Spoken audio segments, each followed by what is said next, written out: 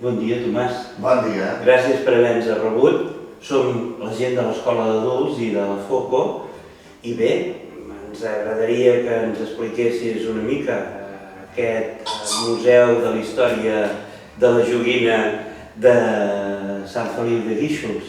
Una mica la casa aquesta de Cales Vilaret, que en diem aquí Sant Feliu, i que compta en parts des d'un pou que hem llegit a la plana web que era del segle XIV i tota la reconstrucció del mestre d'obres Pere Pasqual i Beguer. Digue'ns, sisplau.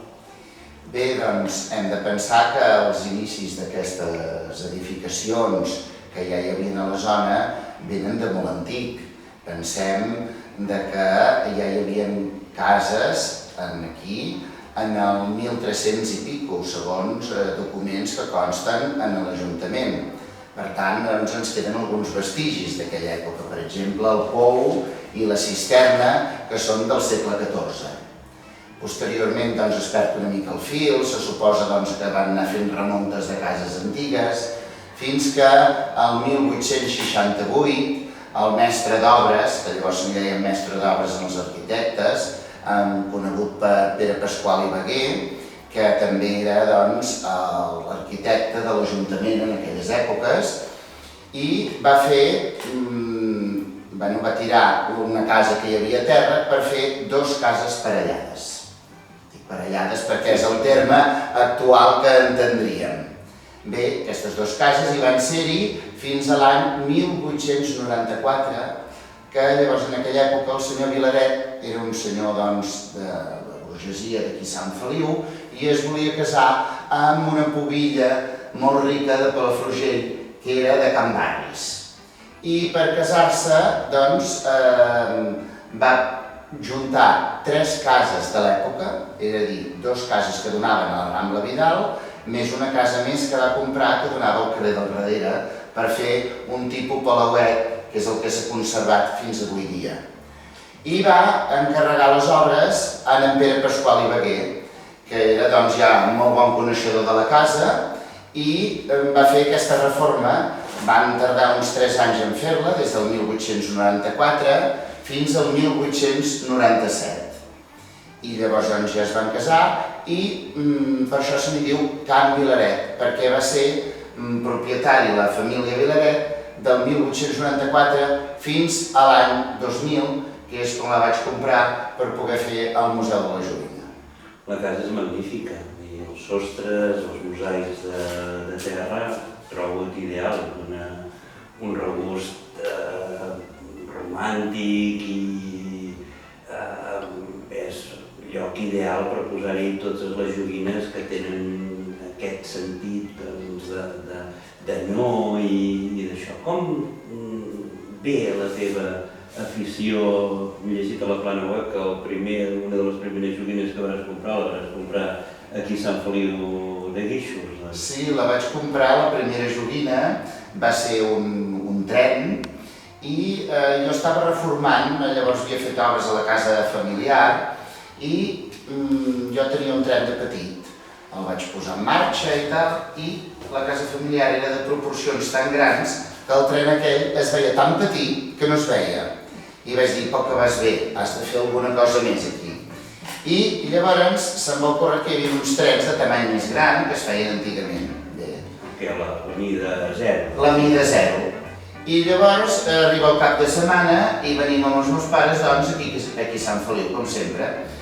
I anem a veure, sempre anàvem a veure antiquaris, mercanters, i això ja era habitual d'anar-hi, que als meus pares els agradava molt, i vam passar pel carrer de Girona a veure un antic brocanter que hi havia, actualment ja desaparegut. I semblava que m'esperava el tren. Només entrar, patapam, allà, davant de la porta, un tren elèctric de la mida que jo volia i a més tenia un vagó camí dels que m'agradava, que em feia més peça i que sempre havia tingut de petit, que era un vagó d'aquells que porten un cotxe a sobre. Quan el vaig veure m'hi vaig abalançar. Ja vam tenir que fer el preu i va ser la primera adquisició que que es va fer, que curiosament va ser aquí a Sant Feliu, allà on ha acabat havent-hi el museu. Quants anys tenies? Llavors era l'any 82, per tant jo tenia 32 anys. Bueno, així no era pas... No, perdó, vaig néixer el 1960. Sí. Així en tenia 22. 22 anys, molt bé. I l'altre tren que havies tingut, en què era la mida aquesta? Era la Miratxo A0, perquè era la que normalment es regalava, estava de moda en aquelles èpoques, els pisos havien fet més petits i ja es havia començat a oblidar aquesta escala més gran. Molt bé. En la història de la joguina, les primeres joguines veiem que entren, a veure, les criatures han jugat tota la vida i suposo que inclús en les runes d'Empúries hi ha nines fetes de pedra, etc. Però tal com els coneixem ara, entrarien des del moment de la revolució industrial i suposo que a Alemanya serien les primeres que es fabriquen en sèrie, tal i qual. Però les que tens tu, les més antigues, i quina evolució segueix aquest museu? Sí, el gran boom de les joguines, diguem, va ser, com tu molt bé has dit, a Alemanya i a mitjans de, o sigui, 1850, 1860. Va ser quan arrenquen les fàbriques de joguines. Quines van ser les que van arrencar primer? Potser els trens. Era el boom del tren, doncs tothom volia tenir un tren petit i la història una mica és aquí. De nines en compte, sempre n'hi ha hagut, però és quan es comencen a industrialitzar, a haver-hi més fàbriques i, evidentment, tothom volia les joguines. De les més antigues que tinc aquí al museu, doncs, per exemple, sempre dic que és una nina, que és de l'any 1870 aproximadament, té la cara, les mans i els peus fetes amb cera, com les espelmes, molt curiosa. El vestit és un vestit blau de cera natural i es pot veure doncs, amb les vitrines de les nines. Cera com els exvots, diguéssim. Sí, una mica, sí, es feia, esclar. Això era molt típic de l'època i es recollia en aquestes coses així. Però pensem que ja el 1880, 1890 hi havia plena fabricació de nines amb cap de porcellana. A mi, personalment, no és que les nines m'agradin gaire. És una cosa que m'hi he anat acostumant amb els anys perquè a les senyores els hi agrada molt i les senyores al principi d'haver muntat el museu me deien és que no hi ha nines, no hi ha nines. I llavors em vaig recollir unes quantes de la família, les vaig portar cap aquí i així vaig començar a haver-hi nines. Home, jo sempre m'han semblat una mica tètriques, que se'ls... Fan una mica de por, sobretot a la nit.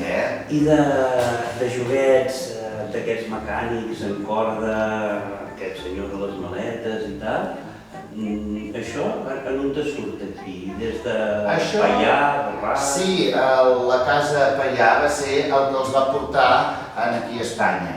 És a dir, que ja existien a Alemanya, que és allà, i els d'Espanya ho anaven a copiar. Aquí a Espanya van començar l'any 1896, la casa Paià, a començar a fer aquestes joguines. Eren joguines que en portaven dos còpies, les anaven a comprar a Alemanya, una la guardaven al despatx del director i una la feien a miques, la dividien, la desmuntaven i la copiaven, simplement, la copiaven. Sí, com els japonesos ara i els xinos que fan totes les còpies, doncs en aquella època ja els espanyols feien una mica el mateix. Això la casa Paià, aquesta, que era la casa? La casa Paià, que va ser la primera que va començar a fabricar en sèrie, estava a la ciutat d'Ibi, la província d'Alacant. I llavors aquí va ser Borràs, no?, que comença... Aquí, sí, l'Agapito Borràs va ser el gran predecessor dels jocs de taula. Principalment feia joguines confeccionades amb cartró, amb paper i algunes peces de fusta. Va començar la seva fabricació a l'any 1894. Va ser ràpidament conegut perquè ell feia els higròmetres aquests que prediuen el temps. i que fins i tot encara en segueixen fabricant la pròpia família Borràs. Els frares encara segueixen en marxa. I tothom pregunta, com funciona? Com funciona? És un misteri, però funciona. No hi ha un fil, deien, d'algun tipus de tripa... Sempre s'ha dit de tot, i la contesta quan preguntes a la família, diu, tu mateix ho tens molt senzill de saber què hi ha dins. Tu mateix el destrosses, el trenques i veuràs en què estarà, què està fent, no? Finalment, doncs, ningú s'atreveix, ningú ho fa i bé, d'aquí entra una mica el joc. Jo tenia entès això, que seria com una tripa... Sempre s'ha dit, han dit de tot, un pèl de cavall, un pèl d'elefant, un tros de tripa, jo ja he sentit tantes versions, però... Misteri, bueno, això, el misteri també és el que ens adonen les joguines. Has parlat, hi ha joguines de moltes dimensions, de paper, de llauna, el mecano, els trens, com per tu i segurament per mi també, doncs el rei dels joguets i d'això. Què te sembla si anem i ens fas una visita guiada pels companys? Molt bé, Ni me gusta enamorar, porque sin terminar toda yo no me quiero. Las muñecas de famosas se dirigen al portal para hacer llegar al niño su cariño y su amistad. Y Jesús en el pesebre se ríe porque está alegre. Y Jesús en el pesebre se ríe porque está alegre. Noche buena de amor, Navidad jubilosa, es el mensaje feliz de las muñecas famosas.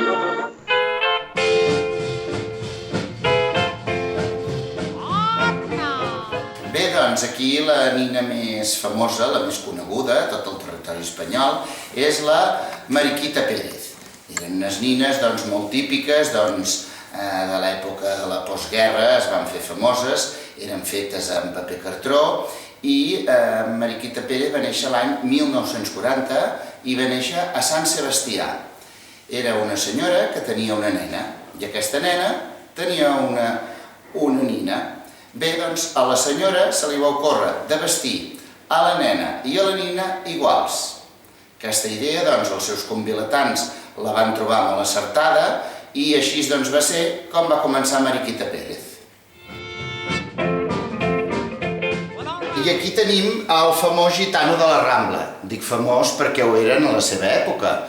Tant és així que es van arribar a fer postals d'aquest personatge. Estic parlant d'una persona que es dedicava a vendre gossos.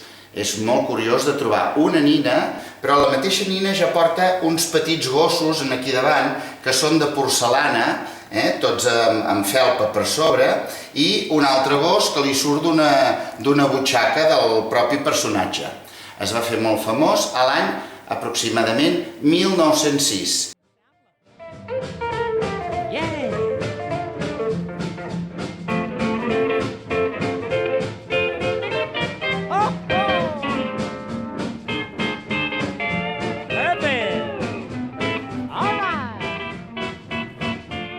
Aquí a Sant Feliu ja hi ha documents en l'Ajuntament que ens parlen de que tots els nens que vulguin anar a jugar a la rutlla, la veiem? La rutlla, que és un cercle i un bastó. Doncs tots els nens que vulguin jugar en aquest joc de la rutlla ho hagin de fer en el carrer de la rutlla. Per tant, ja sabem què és una rutlla. Que de què es tractava? De fer una cursa. Qui guanyava? El nen que aconseguia de fer anar el cèrcol aquest el més lluny possible sense caure a terra. Com? Doncs amb aquest bastó donant cops per la banda exterior. Pensem que aquesta rutlla és molt antiga i té picarols a la banda interior. En els anys 40 això es va modificar i hi havia un altre sistema per fer anar la rutlla, que era un pal de ferro amb una forma de U, que entrava aquí dins i per tant van desaparèixer els picarols.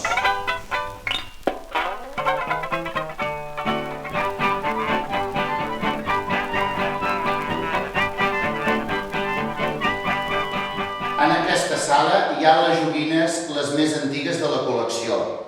Corresponen de l'època des de la Revolució Industrial, aproximadament 1880, fins al començament de la Guerra Civil. Les joguines són principalment fetes amb llauna. Llauna d'aquelles com les llaunes, per exemple, de les olives, que es feien fins i tot algunes, si les gires al revés, doncs encara pots veure restes d'aprofitament d'aquestes llaunes. I són de llauna litografiada. Què és la litografia? Doncs pensem que és un procés industrial com, per exemple, la impremta. Per tant, és l'època d'or de les joguines. Hi ha molts de detalls. Si hi ha ulls, pensem que se'ls hi poden veure fins a les celles. Tot molt detallat, molt bé. Ja veurem en contraposició què passarà després de la guerra i com acaben les joguines.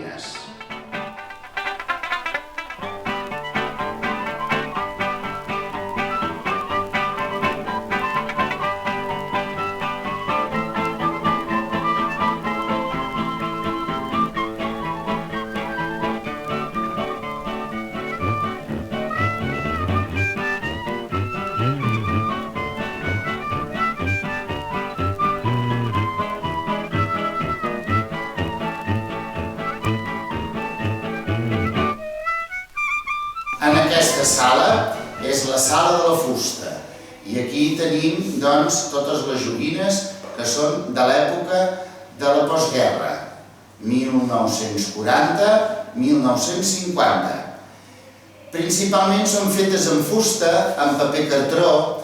Pensem que a l'època la llauna es havia fet servir pels tancs, per l'armament militar, per tant era cara i escadussera. I es va substituir per aquests altres elements que hem dit. Aquí, per exemple, hi tenim el tron. És el tron dels Reis d'Orient. Per tant, cada any baixem aquest tron a la planta baixa i quan arriben els Reis poden venir a recollir les cartes de tots els nens.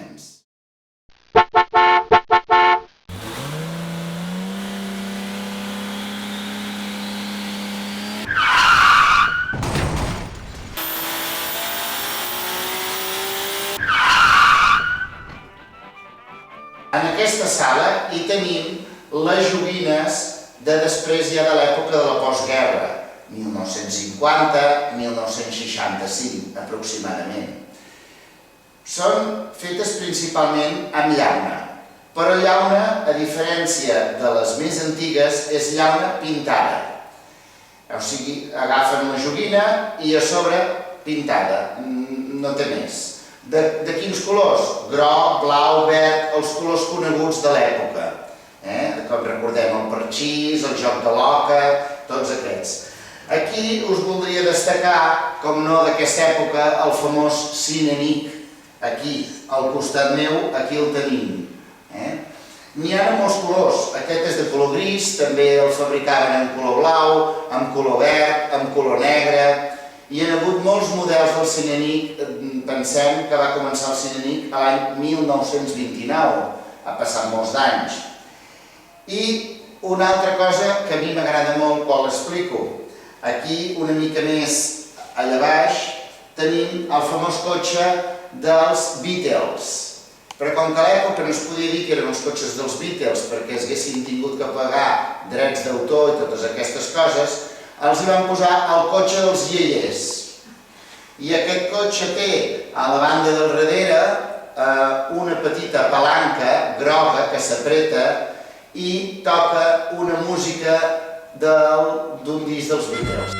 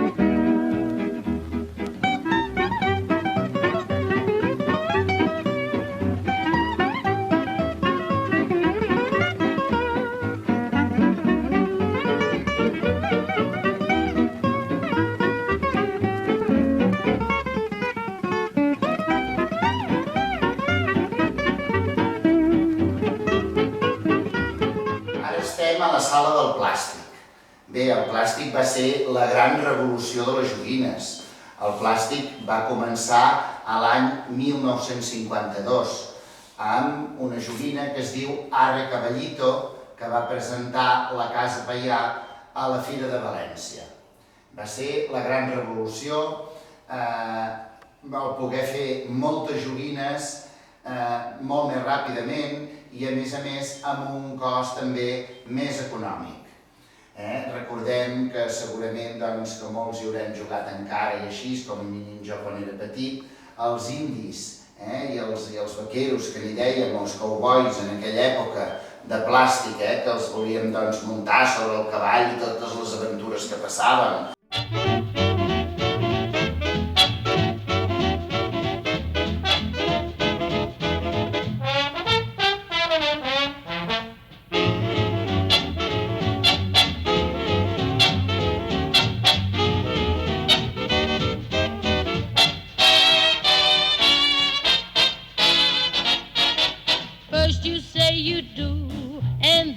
En aquesta sala hi ha els jocs de taula.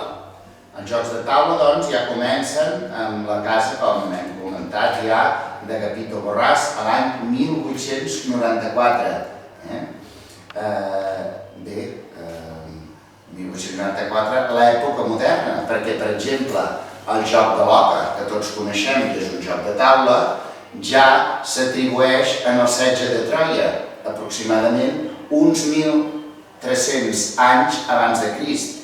Per tant, fixem-nos bé que jocs de taula, la veritat, són molt antics.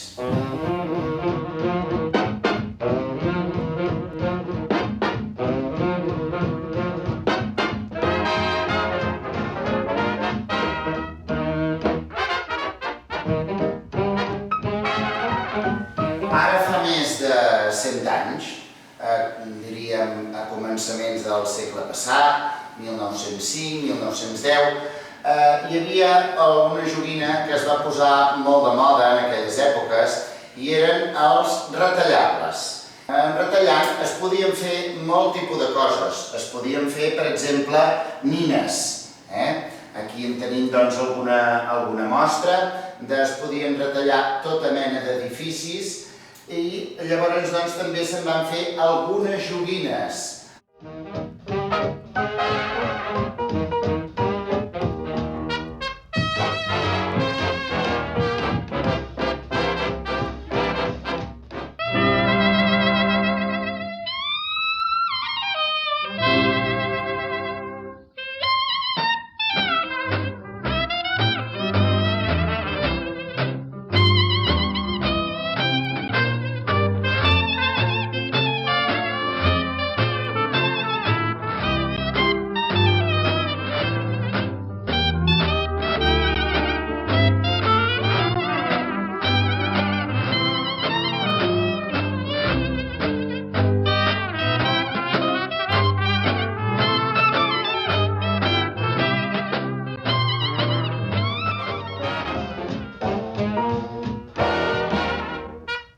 Els famosos teatres de la casa esmentada, Cecs i Barral. Aquests teatres tenien una virtut que era que als teatres tu podies comprar el que volies, però els decorats eren intercanviables. Per tant, compraves l'obra de teatre que et feia peça. N'hi havia 22 de diferents per poder combinar. Doncs a cada teatre hi podien anar les obres i podies combinar-los entre ells. Hi havia molts tipus de teatres més petits, més grans. Hem de pensar que no tothom podia gastar-se diners en un teatre de grans dimensions. Aquests teatres incorporaven a dins una sèrie de figures petites que també eren retallables, les havies de retallar, es muntaven sobre unes tires de cartró i es podien deslliçar per dins fent córrer els personatges. I els nens tenien uns llibrets petits on hi havia l'obra de teatre resumida i que per tant ells podien anar llegint o prendre-se-la de memòria. Això ja depenia. I normalment en les portades dels teatres i venien trucalades o que es poguessin retallar entrades. És a dir, que els nens retallaven una altra vegada, el tema de retallar, i podien vendre les entrades a tota la família que havia a veure l'obra de teatre. Bé, així s'entretenien a dins de les cases i no feia falta sortir al carrer.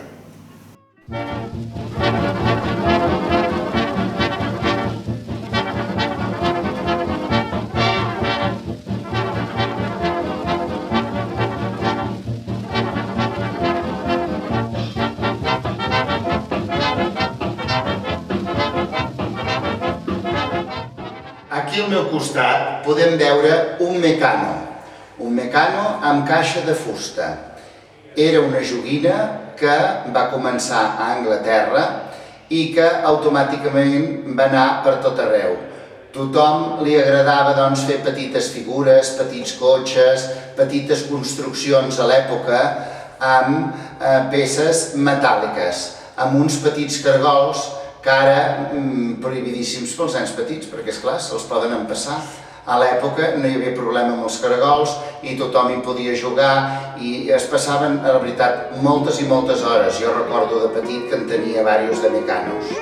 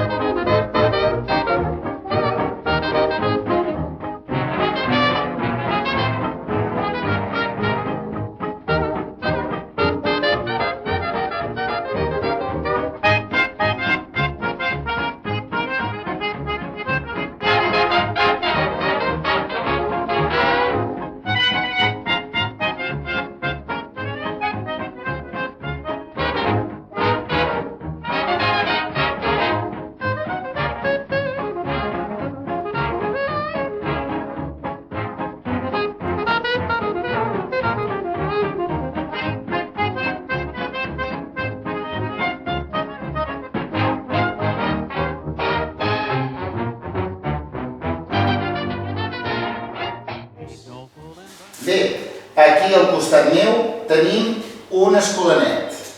I a què ve això de l'escolanet? I aquí una vitrina amb coses d'església. Les dues coses juntes fan el joc de divisa, molt típic en els anys 1900. I tenim la Bíblia, que la podem llegir, tenim el sagrari, que hi podem posar el calç a dins, el podem guardar. En fi, tenim tot l'instrumental perquè els nens petits puguin celebrar missa.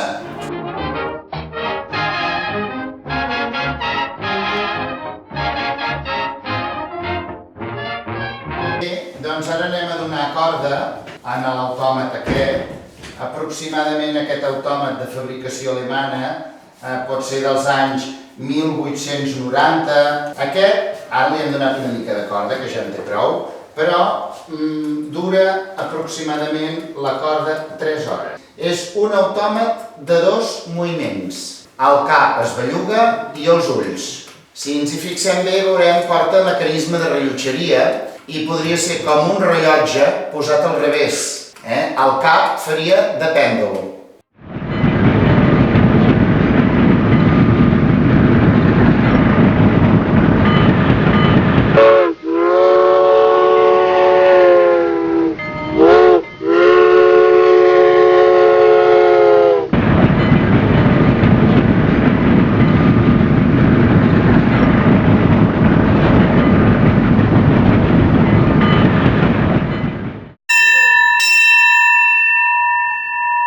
Atenció que arriba el tren. Els trens són les meves joguines per excel·lència. Les que m'agraden més, les primeres que vaig començar a col·leccionar, des del 1982 fins al 1992 van ser 10 anys fent col·lecció de trens, per tant, tinc molt de tren. Principalment, doncs, com hem dit abans, de 0, el que li diu l'escala 0. I aquí, a la meva dreta, com veieu, hi ha una maqueta. Una maqueta, doncs, molt típica dels anys 50, en la qual és completament plana. Si hi ha túnels, però els trens no tenien prou força per aixecar i pujar a un nivell superior. Per tant, si hi havia muntanyes, havien de ser les muntanyes, no? Ara ho fem al revés. Els trens, si convé, pugen i baixen. És una maqueta que fa uns efectes de dia i de nit i després doncs, es poden posar els trens en funcionament, que poden ser manuals per poder jugar jo, per poder jugar-hi, i també pot ser elèctric, doncs, que funcionen ells sols.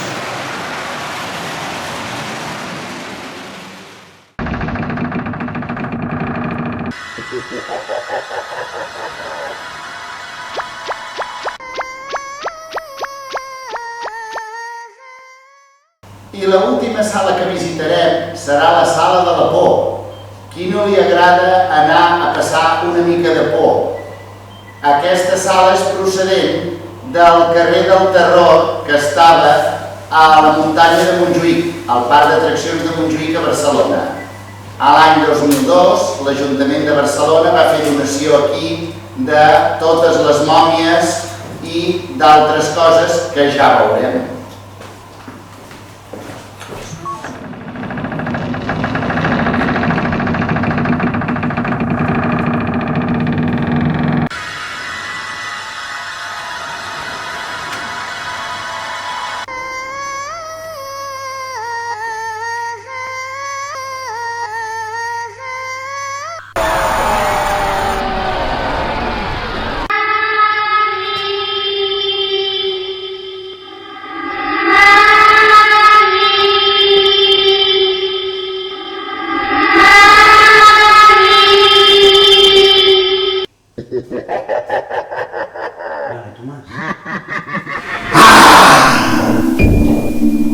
I aquesta és la sala del por.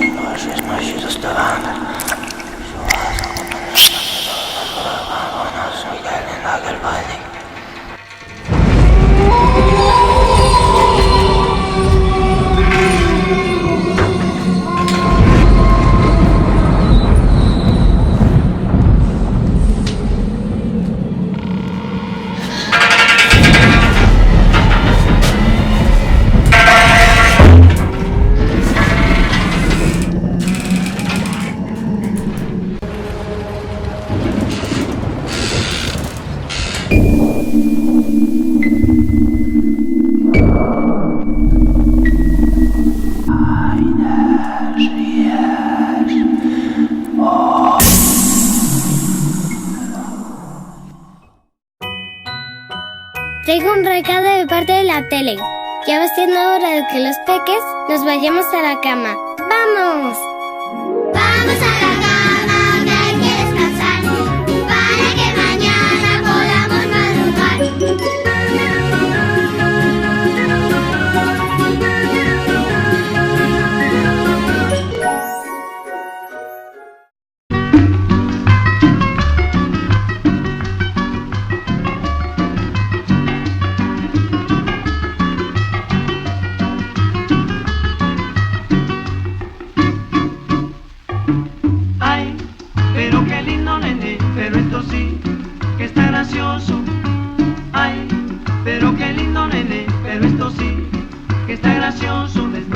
preparo la bachata que pongo a los muchachos en la fiesta a echar un pie. Tú sabes lo que quieren los muchachos, lo que quieren, lo que quieren, allá va, ya tú ves, no quieren que yo baile, mira que estoy grande, no quieren que yo baile, pero ¿qué te parece? No quieren que yo baile, esto sí es gracioso, no quieren que yo baile.